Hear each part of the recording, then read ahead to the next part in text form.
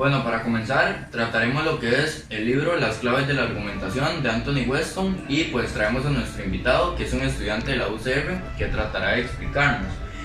Lo primero con lo que vamos a empezar es el capítulo número 1, que se trata de la composición de un argumento corto.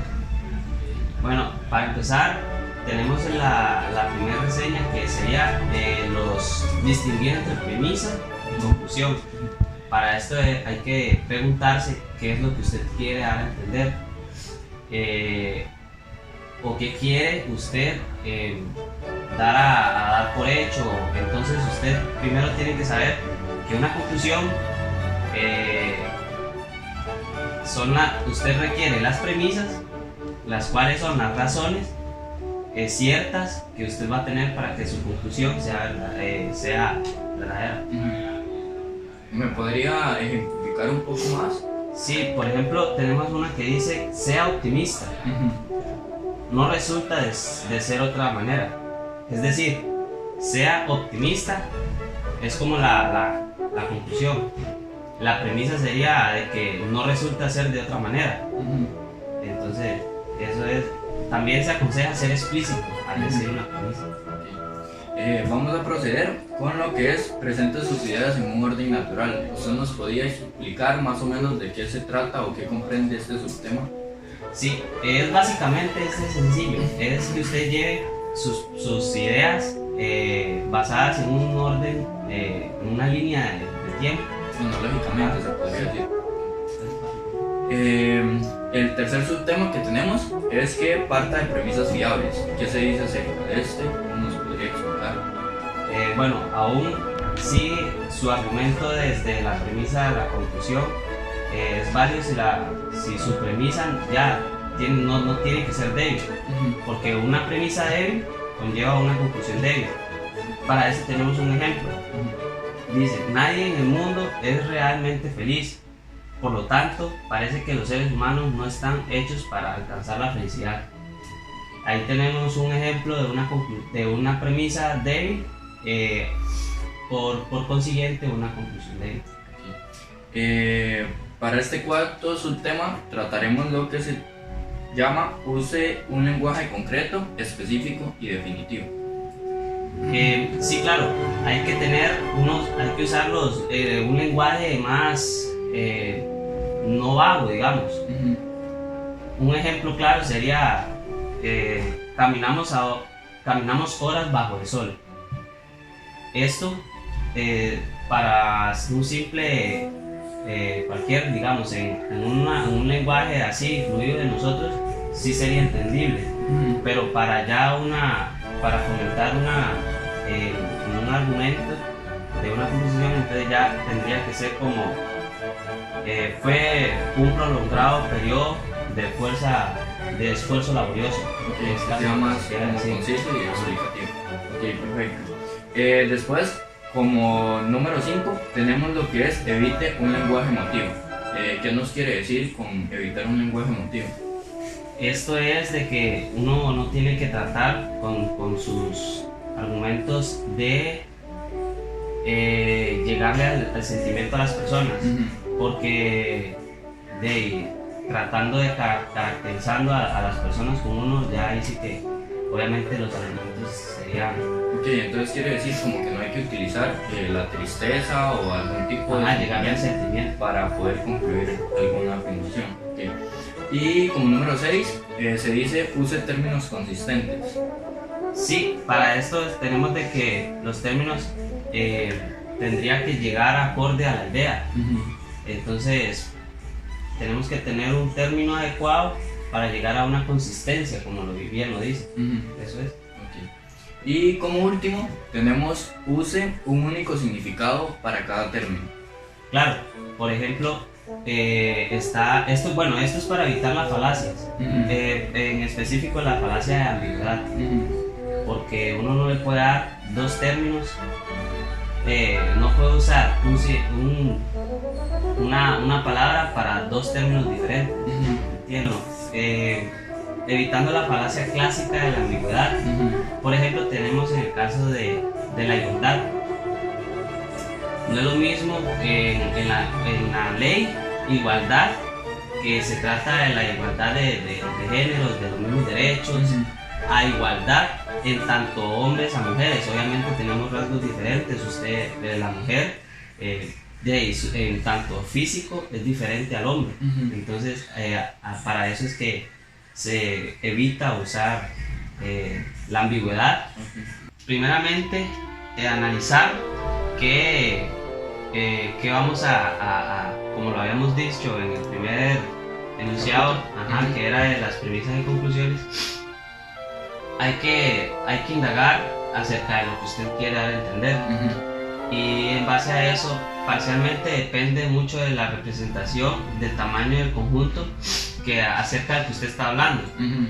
Eso es de que para explicarle que hay más de un ejemplo que usted puede usar. Además de esto, los argumentos, por ejemplo, son representativos. Un ejemplo de ello es que yo te diga que en mi barrio todos apoyan a José María Villalta, por ende él va a ganar las elecciones. Ok, pero haciendo un análisis, usted podría determinar que José María Villalta va a quedar de presidente a partir de su barrio. No, este argumento es muy débil, ya que no presenta más que solo un barrio. Él está diciendo que solo el barrio. A la par del país, no se sabe. Okay, entonces es un argumento débil. Además, la información que dan los argumentos, por ejemplo, tiene un trasfondo. Se necesita una previa información para usted poder dar los ejemplos claros o argumentos con ejemplos claros. Además de todo esto, los ejemplos o los argumentos, por ejemplo, tienen un contraejemplo que para usted poder llegar a una conclusión más concisa, usted necesita haberse dado usted mismo un contraejemplo. Ok, entonces quiere decir que yo formulo primero mis argumentos y yo mismo tengo que hacer mis propios contraargumentos para saber cuáles son como las deficiencias que tengo. Sí, contraejemplos. Sí, usted tiene que ponerse usted mismo sus contraejemplos, o sea, usted mismo conocer sus contraejemplos para que el lector, si usted estuviera escribiendo, el lector o hablando el que vaya a oír, tenga como una más confianza, ya que aunque usted está proponiendo algo con su contraejemplo, usted mismo está diciendo, pero también hay otra gente que dice Número 3, argumentos mediante la analogía o por analogía. ¿Cómo nos explicaría este tercer capítulo? Este argumento básicamente necesita un ejemplo similar o básicamente relevante a lo que usted quiera entender. Tenemos un ejemplo muy claro, el cual dice: Adam Noble, jefe indio de los Chippewa estadounidenses, al bajar de un avión en Italia, anunció en el nombre de la tribu que estaba tomando posesión de Italia, en la virtud del derecho de descubrimiento, de la misma manera que lo hizo Cristóbal Colón con América. Este es un ejemplo de lo que es un argumento por analogía. Es básicamente eso, es una excepción de la regla 8, del cual dice que hay que usar más de un ejemplo para argumentar fuertemente. Ok, lo que quiere decir, a lo que entiendo, es que con solo un ejemplo conciso podría ser más que suficiente. Para un argumento de analogía, sí, es un ejemplo único. Capítulo número 4, los argumentos de autoridad. Para los argumentos de autoridad, a menudo tenemos confianza en informaciones o fuentes que han hecho experimentos en algo que uno no lo ha hecho. Por ejemplo, tenemos un anuncio comercial, Messi tomando Pepsi. Esto lo que quiere dar a entender es de que la Pepsi es la mejor gaseosa, y ya que uno no puede comprobarlo en general, entonces se crea esa conclusión. Sin embargo, yo cuestionaría qué tiene que ver Messi con el sabor de la gaseosa. O sea, que tiene que ver que él es especialista en meter goles, no en bebidas gaseosas. Entonces, uno tiene que analizar las fuentes, uno tiene que elegir fuentes que vayan acordes a X tema, por ejemplo. Bueno, vamos a empezar con una serie de preguntas que dicen, ¿las fuentes deben ser citadas? Claro, una de las razones son para, o sea, una de las razones que tiene el citar las fuentes sería de que son para que las premisas tengan como más validez, sean más fiables, se pueda dar, digamos. sean más fiables.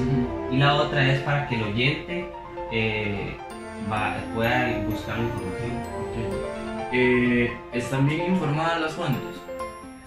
Como te repito, las fuentes hay que elegirlas, hay que hacer una indagación, porque una fuente te puede servir para algo, pero no es totalmente confiable.